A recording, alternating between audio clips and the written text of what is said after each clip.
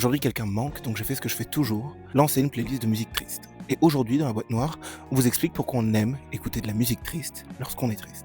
Plusieurs études montrent qu'en général, les gens ont tendance à préférer la musique joyeuse, mais que dans certains contextes très précis, la musique triste est préférée.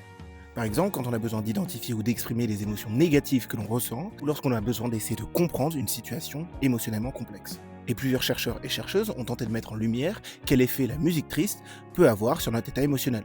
Plusieurs études ont montré que par rapport aux musiques joyeuses, les musiques tristes sont associées à une activation particulière du réseau cérébral responsable du mode par défaut. Ce mode par défaut est associé à l'apparition de pensées spontanées, donc qui viennent de nulle part, mais surtout de pensées liées à soi.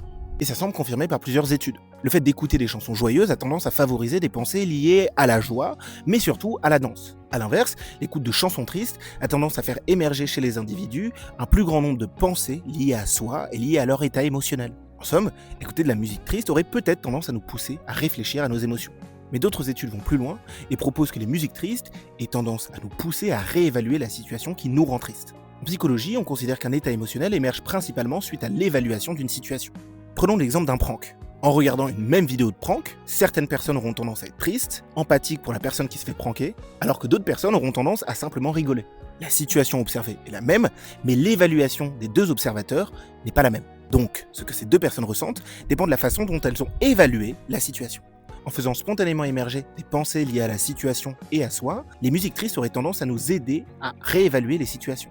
Et cela pourrait nous aider à mieux vivre la situation qui nous rend triste. Mais au final, peu importe les raisons pour lesquelles vous écoutez des musiques tristes, tant que ça vous fait du bien, je suis content.